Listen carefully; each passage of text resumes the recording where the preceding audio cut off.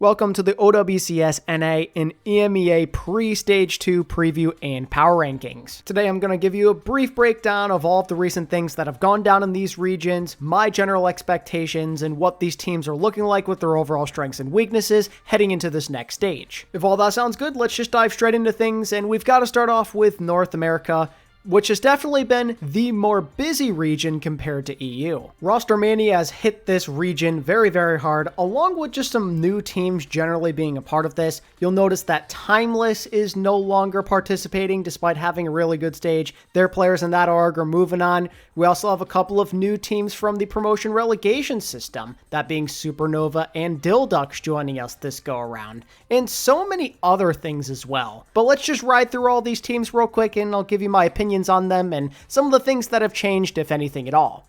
Let's start off with NTMR, who did the best out of any North American team in China and were first place during Stage 1. So, funny enough, they are actually no longer going to be called NTMR at all. They're moving on from that org and they are looking for a new one to represent them as they prep for EWC. And while nothing is confirmed as of this video, there was a leak on the Overwatch Esports schedule page that suggests that it is GK Esports that is picking them up, and that will be the new NTMR org. And they're basically staying the same with one exception, that being that Zeruhh is off of the team. He is moving over to Team Liquid, which is absolutely massive for them, but we'll talk about that in just a moment.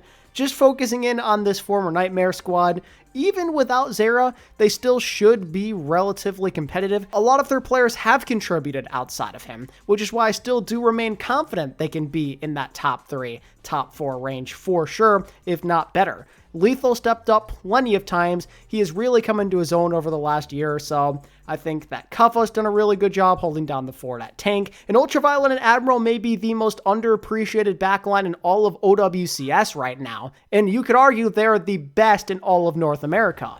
This team is extremely well balanced, with some of the best in the West at every single position. A lot of them have developed at a very quick rate over the last year or so. So I have no reason to believe they still can't be competitive. It's just a matter of what their peak is now. You'd have to imagine it can't be as high without a guy like Zeruhh, just because he really is a ceiling rising type of player. He is a superstar, so you're going to take a hit no matter what. Replacing Zeruhh, from the looks of it, nothing official, but this was the leaked face it thing, is that Maimon is going to be the new flex DPS. He has a lot of experience playing with Lethal as a DPS partner, and he's definitely not a bad option at all. A very flexible player, proven over the last couple of years. It's just a matter of if he can hit anywhere near the ceiling of what we've seen from Zeruhh. That's a big question that needs to be answered, and obviously he has his work cut out for him. On the other side of the coin, though, with this whole Zeruhh breakup thing, you've got Team Liquid. Congrats to them on signing like one of the hottest players in all of Overwatch Esports right now. This dude has been on an absolute tear, and adding him to your ranks is only going to net positives, at least on a surface level, before we watch them play. At the end of the day, Liquid knew they needed to make some kind of big addition to the team. They had a very disappointing Stage 1 where they blew more games than you'd like to see. They weren't nearly as dominant as you'd like to see. So in that type of situation, when you're a partner team with such high expectations, you've got to just swing for the fences, and it netted in Zeruhh. It was probably very tempting for him to join this team because they're a partner squad that can just offer him more than NTMR by default, and they landed him. Now, what does this mean for Knife exactly? I'm not so sure, but regardless, I think it is a good idea to move Knife onto the bench and bring in a guy like Zeruhh. He's just been playing so well right now, and he should be a better fit compared to Knife just because he is a native English speaker and all. Sometimes while Knife was good, other times there'd be some weird moments. Zeruhh, you're probably going to see less of that, which should result in some cleaner overall execution from this team. Now, does adding Zeruhh just solve all of the problems? No. Obviously, they've got to work on some of those strange mental lapses that costed them games and flexibility in some aspects as well.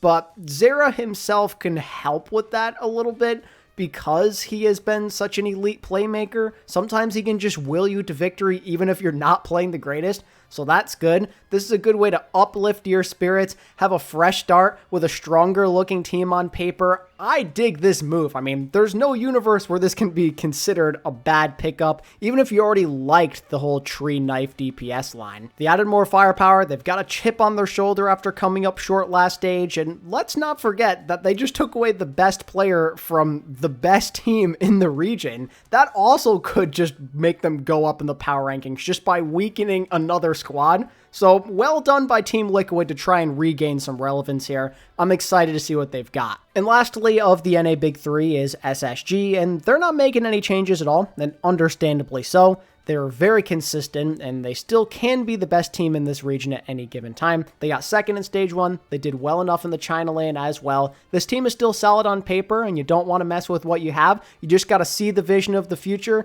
and hope that everything pans out as they develop and grow as a team. Any given day, this can be the best team in this region, no doubt about that. So long as they keep that core, I will remain very confident in them to be one of the best.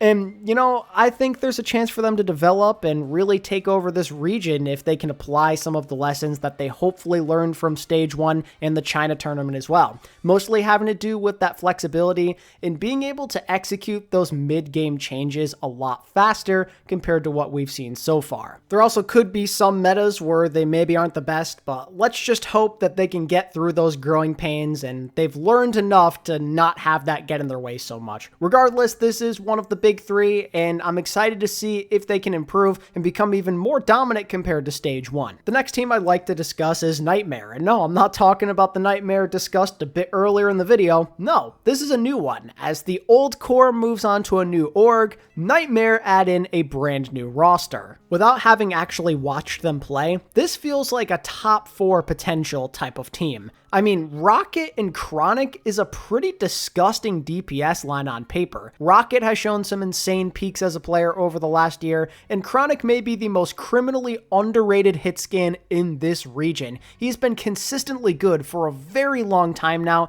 and I think him and Rocket could absolutely take over games. And you know, the rest of the team for NA standards, they're really not too shabby at all. Rhino and Painkiller, not the worst tank line in the world, and in fact, I'm actually a fairly big fan of Rhino. I think he's played well for years now, but he's never really gotten any opportunities thanks to his age in the past, so I'm glad to see him here. In the backline, Lep and Luke Mino, not too bad.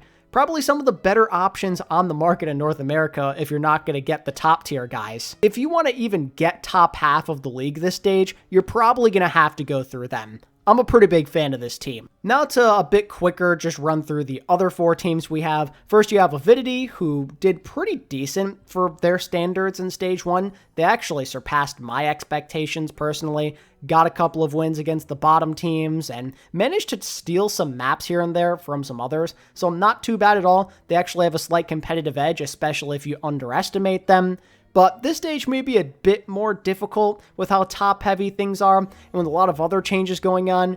They definitely have to watch out for the promotion relegation. They may be right in the thick of that, but if they can repeat their performance from Stage 1, then they're probably going to be okay. Do keep in mind, it seems they're doing a little rebrand over to the name Extinction in that org with a couple of other minor roster changes, but that's about it. Then you have the former Rad Core with a couple of new additions. They are out of Overwatch Esports and they're being replaced by Sakura, who go from EMEA over to here now. Looks like the core of Peace, Z's, and Zeb is still around, but looks like Clear may be coming over from NTMR. You've got Sten joining the team as well. They might have done enough to save themselves from going down to relegation, but with it being a new team and all, they could be facing a disadvantage. So watch these guys carefully. They, just like with Avidity, could be right on the cusp. And finally, you have your 2 new teams that got promoted from the promo relegation tournament. Supernova and Dildux have moved in, stealing the other 2 spots away from the competitors of the previous stage. And one of these teams I'm actually very intrigued about. Supernova are a team that I think could actually maintain their spot after this stage ends. There's some changes here and there compared to the last time we saw them, but a lot of this core actually went out and defeated NRG Shock last year, which was seen as a very impressive win. And, you know, they probably should have been a part of Stage 1, but there was an epic meltdown that happened. They threw things pretty hard, but now they're back here after grinding, and I think with the team they have, they're pretty capable of being safe, at least for this stage. Now, unfortunately, Chime, it doesn't look like will be a part of this team. Moving on to Marvel Rivals, that's a bit of a loss, but I think Ryan is still a relatively good DPS player. I like having False on the team alongside Astro, not a horrible tank line. Grapes and Renko are serviceable, especially for North American standards. I think this team could very easily compete with Avidity or the Rad team. This is going to be one of the dark horses to watch out for. This could be a situation where we see a promo relegation team actually survive. And of course, lastly is Dilduck, who I don't have nearly as much confidence in compared to Supernova. I will admit that their story to get here was pretty sick. They kind of came out of nowhere to make it through Faceit and then win in promo relegation. Really awesome story, but they kind of lack the firepower to keep up with these other teams on paper to me. I don't know if there's any particular player that really gives them an advantage compared to some of these other stacked rosters they'll be going up against.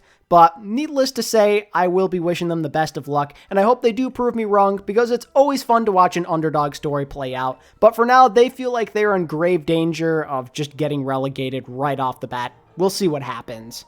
So yeah, there's my summary of North America and how I'm feeling about the teams. Just to quickly put them in order of power rankings, number 1, I'm going to go with SSG. Maybe it'll be controversial, I'm not so sure, but there's been a lot of changes going on in NA, with Liquid gaining a new player, but maybe still having some consistency issues, and with Nightmare, or I guess I should say the old Nightmare, losing Zeruhh. It feels like there's a lot of things that need to work out that feel questionable, while SSG are still the same consistent team that were already very close to being the best team in North America last stage. I'm playing it safe with SSG here. I could totally see a world where Liquid with the new Zeruhh edition could overpower them, or even that old Nightmare team still remaining really good without Zeruhh, but I don't want to go that route. I feel like the most likely team to stay at the top right now is going to be SSG. I believe they will be the ones to beat by default because they have things figured out a bit more compared to these teams, but they definitely are not invincible. At number 2, I think I will be placing Liquid. It may be a bit of a risk because, again, that old Nightmare team just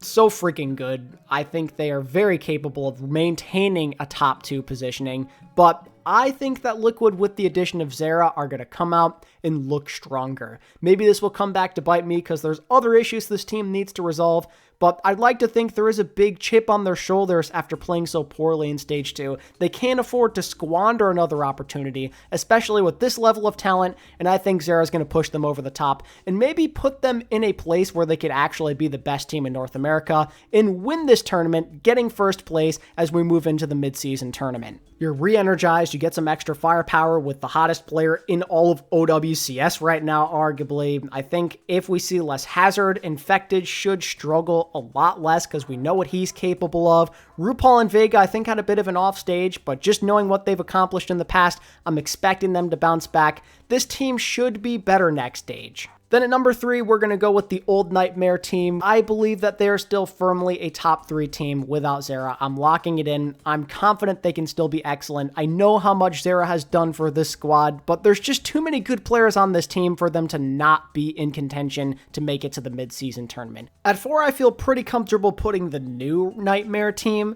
Not that they're world beaters or anything, but I feel like compared to the overall average of this region, they do pretty well for themselves at most positions. I think their DPS line has ridiculous upside. I think their back line is good enough to get the job done. Compared to the other teams I have below them, I just think they have enough firepower to make it into the top 4. And again, I think they could be the gatekeepers to decide if you want to be top half of NA. Then my, I guess if you want to call it hot take, if it really matters, because none of these teams are going to do that well in the grand scheme of it. Number 5, I'm going with Supernova. I really do believe in this team that much. I think the whole stage 1 thing and trying to qualify was just a big fumble, but I think this team has the potential to be top 4 at very best. They're capable of making upsets happen. I've talked about it already. They've made it happen before, and I think they're better than a lot of these other bottom feeders, so I'm putting them all the way up at number 5. Then at number 6, I think I'm going to go with Avidity. Them and the former Rad team, they're both in contention to just barely avoid that promotion relegation. I'm going with Avidity 6 because they're just more proven than Rad. They did better than them last stage, and their team is more complete. not a lot of crazy changes going on, and I think that consistency is just going to barely keep them afloat, which means that Rad and Dilducks will be my teams that face relegation. That said, let's move on to EMEA. Unlike North America, not a lot of changes going on. This felt a lot more stagnant, not too much roster mania outside of a couple of teams. Starting off at the top here, Virtus Pro, remaining mostly the same with one addition, bringing in Ice Nom to make it so Vestola is not the only tank on the team. And I think it's good to have that extra flexibility. Vestola is a beastly player, but he can't do everything himself, so I think Ice could come in certain situations and fill in the gaps. I think it's a nice move. He played well on Team Peps. He was one of their better players, I feel, in Stage 1, so a good pickup by VP could be a good long-term investment for them. Aside from that, this still feels like one of the overwhelming favorites of this region. They're way more dominant than I ever could have expected in Stage 1, and I don't see how that's going to change just knowing the landscape of the region and what we know right now. This is such a loaded roster, and even if they don't have all of the best superstars in the game at every position, it just seems like they have things figured out. They know who they are, and that's such a big advantage over some of these other teams who have really been struggling to find that so far. JWoo was arguably EU's MVP in Stage 1, and I'm looking forward to seeing how he builds upon that resume in Stage 2. The confidence is there. He's a really bright, young, and exciting player, and I think him and Shockwave will continue to do a lot of damage as one of the best DPS lines in this region. Again, I like where the tank line is at, no complaints there, and the back line is solid enough to get the job done, especially in terms of the standards of this region. Now, are they going to go undefeated again this stage? It's hard to say, especially with Winston and stuff maybe becoming a bit more prevalent. Could be a bit more of an issue for them, but there is a possibility that they could make it happen, because right now they do feel like the most complete team and the most likely team to take over this region still. And for the other top team in EU, Qadsiah, they also just did some small changes here and there. Tread is off the team, and in return, they are picking up Kellex for some additional support.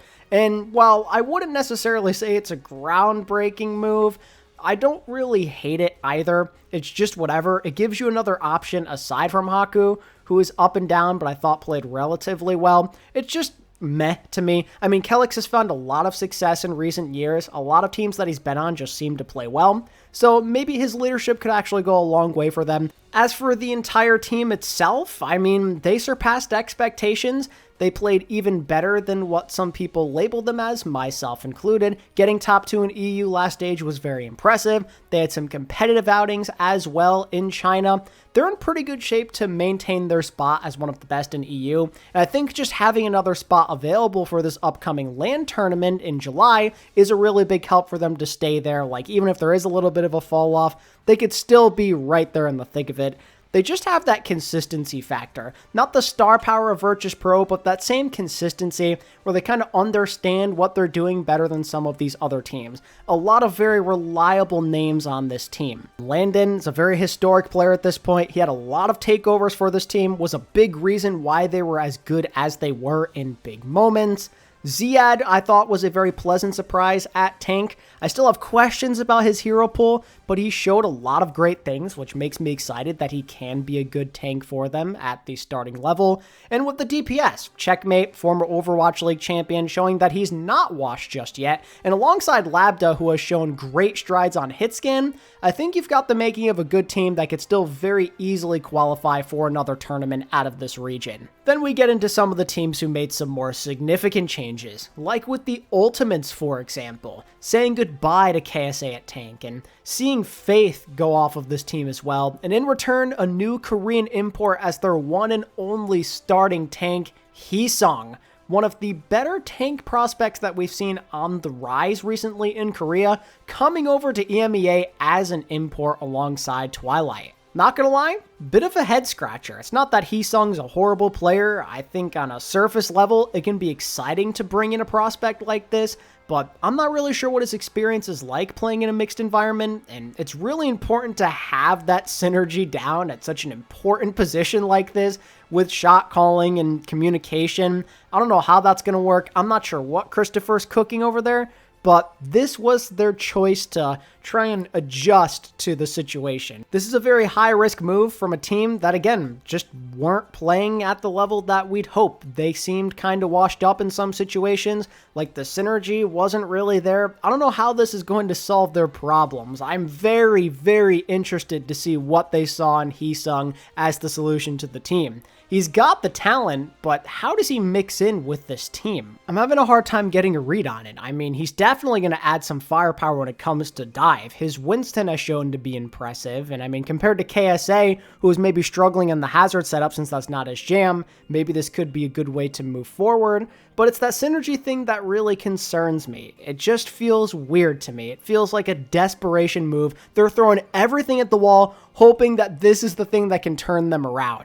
And in return for this already high-risk move, you're putting a lot of eggs into your double flex support basket here. We've seen it work with other teams, like over in Korea, for example, with Wei. That transition worked well, but I don't know how Sky and Twilight would do in that situation. It just feels awkward to me at this point in their careers, especially with Sky struggling at times. It did feel like this was maybe the best backline combination compared to when they had Faith in the mix, but I don't know if it's really enough to inspire confidence currently. A lot of players on this team are appealing individually, but as a sum, I'm not sure if I'm buying it. This is super, super risky, and I am very interested to see if this blows up in their faces quickly as we head into the first week. Ultimates are the big-time team to watch. But the big-time changes certainly don't end there, because Twisted Minds come into this stage, also having a pretty disappointing Stage 1, looking to rebound with some roster additions. Say hello once again to KSAA. He made up with Yubi, and he's back home. And also, we'd see Irony leave the team and be replaced by Simple. Hadi, I believe, is also off this team, looking for a new team, so a bit of a different feel for these guys, making a couple of key movements at support and tank. And I think they're pretty good ones, personally. Tank was a major issue for Twisted Minds. It felt like they started to figure things out with TVNT, but obviously KSAA is a more accomplished player with a much higher level of potential. He didn't play the greatest on Ultimates, but I think that's a combination of that team not being all that great and the meta not really going in his favor. I think being in a more comfortable environment like this could net some very good results for them. Not to mention that I think that just making some kind of switch at flex support was a good move. Not that Irony was a horrible option, but clearly he wasn't working out the best that we've seen. They have a pretty good track record when it comes to acquiring these Korean flex support imports, so you got to move on and try a new one and hope you get the production that we saw last year, let's say, out of some of those guys. And I think Simple could be that guy. He unfortunately didn't get to show much when he played on Vision in the previous stage just because they weren't a very good team. Before, when he did have the right support around him, we saw the guy pop off multiple times throughout his career, especially on Poker Face in recent memory. This guy has a lot of potential, and I think in a system like this, you could actually bring that to the surface again, and he can become an elite playmaker in this region as maybe one of the best, if not the best, flex support it has to offer. To me, it just feels like he's more moving than a guy like Irony because of that playmaking potential. Him and Funny Astro could be pretty nasty together, and now I think this team feels a bit more complete. Are they necessarily good enough to be number one? I don't know if that's really true just yet. That remains to be seen, but they do feel better, and I'm a little bit more confident in them compared to what I saw at the end of Stage 1. While we're on the topic of partner teams, how about Gen.G, who made some very big movements happen? It happened quite a while ago at this point, so maybe a bit of a reminder for some of you, but XZODYal and WhoRU have come in and replaced Sauna and Top Dragon as the new starting DPS on this team.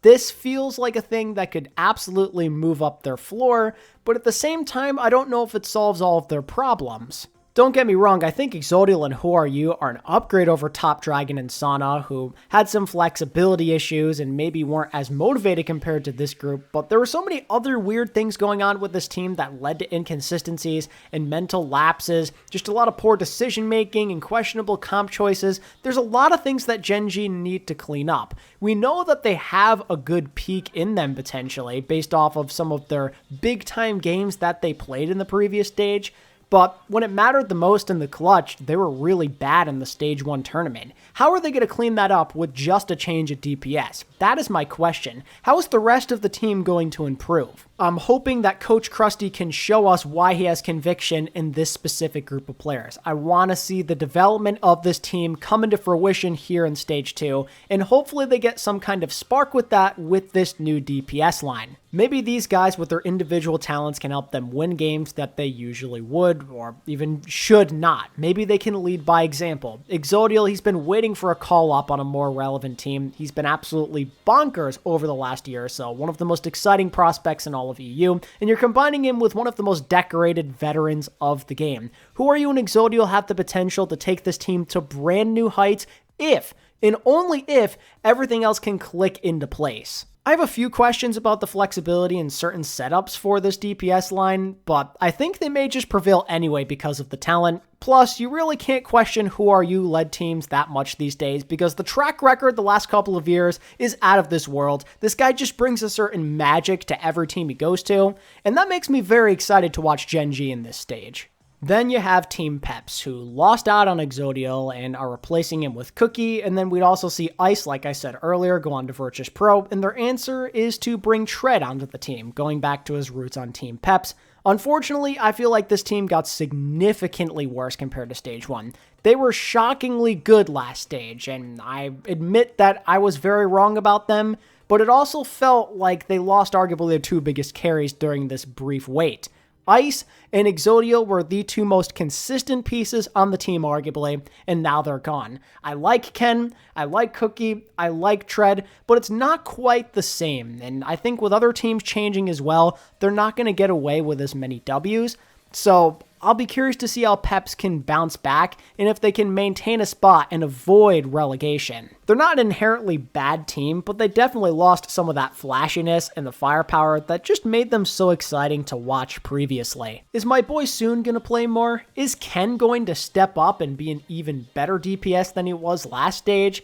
Can a guy like Cookie fill in for the likes of Xzodyal? Can Tread do a good enough job as a solo tank? Can the backline still maintain? A lot of questions, but not too many inspiring answers, potentially, in my opinion. So, Peps, I'm not sure how I'm feeling about them. Definitely not as good as what I saw at the end of Stage 1. That much is for sure. And their window may be closing thanks to their superstars leaving the team. Then you have your new squads joining. Two new teams from the promotion relegation system. Quick and Frosttails, welcome, welcome. Neither team is super crazy on paper, not expecting any crazy runs from either of them, but I think there is an open spot potentially if one of these two can surpass Peps to avoid being relegated heading into Stage 3. Quick actually did very well to make it here. They dominated their way through that promotion relegation tournament. This is a well-deserved spot, and there's a couple of players that definitely stand out that I like. I think Skytor has shown some good results, Yoham as well. Not a horrible team, and I think there is room for them to be better than Peps potentially. And the same goes for Frosttails as well, who got second in the promotion relegation. Not quite as impressive, but they've got a somewhat interesting team here with a lot of new faces, and you even got Pack returning. He's been a pretty relevant player in the French scene for a while now, so let's see if them or Quick Esports can do any kind of damage. And that is a little preview for all of the teams and some of the big changes that you need to keep in mind heading into Stage 2. To rank these teams real quick for you, I had a pretty hard time deciding how I wanted the order to go. I decided to play things safe in the end because there's a lot of questions. I went with Virtus Pro as the number 1 team. I think there's a good chance they could end up losing a game here, so the 7-0 record thing may not mean that much in the end.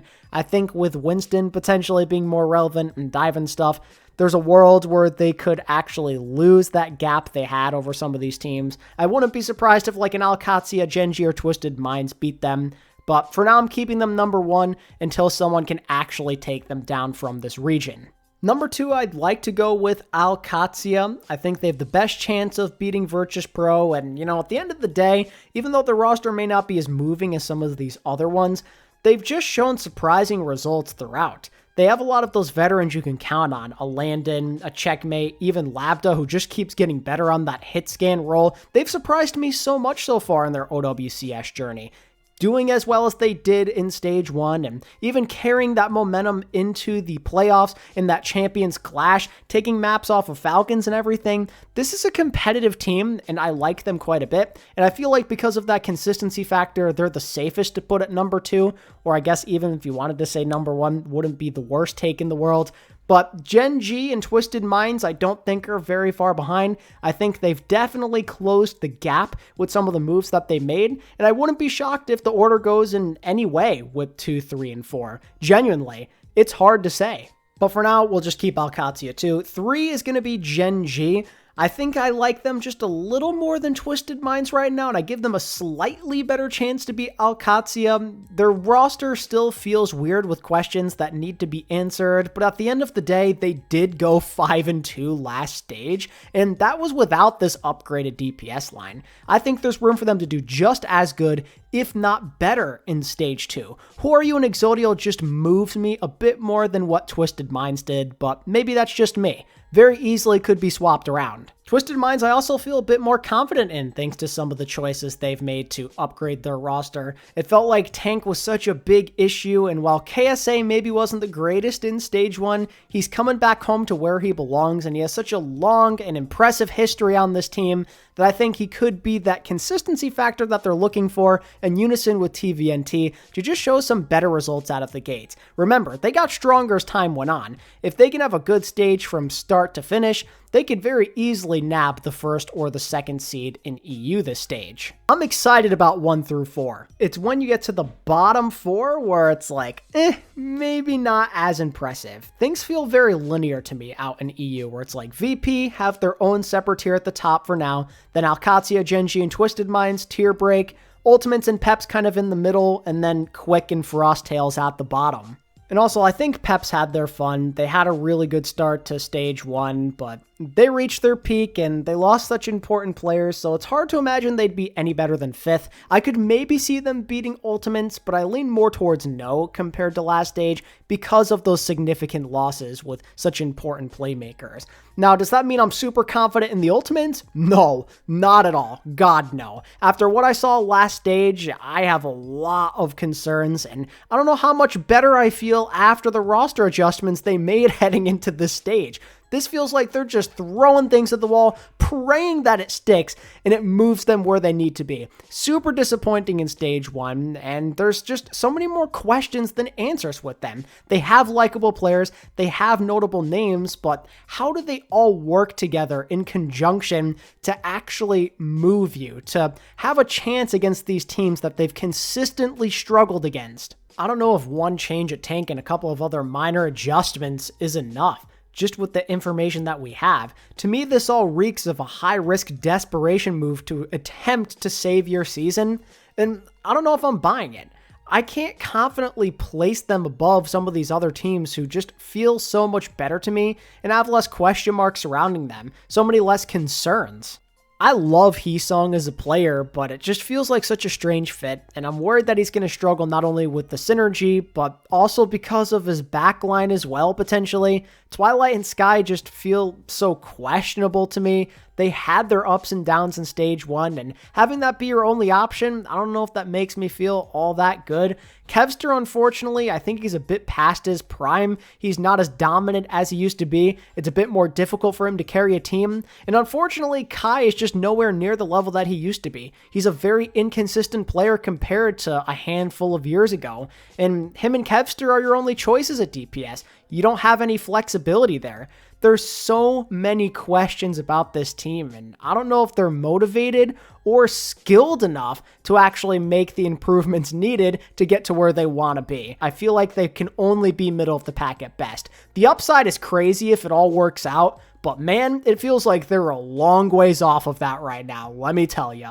But that pretty much wraps up my thoughts and my power rankings on EMEA. EU feels very top heavy, but I think of those top teams that it should be pretty competitive. I'm expecting more varied results compared to Stage 1, and I'm very curious to find out which of these 3 teams will be representing the region as we head towards the next tournament. But that's pretty much going to do it for me. That's my power rankings and my previews for the Western regions of OWCS Stage 2. Let me know which teams you're on the lookout for down in the comments below, and if you enjoyed the video, I'd appreciate it a lot if you could give it a like and subscribe for more OWCS videos just like this. Peace.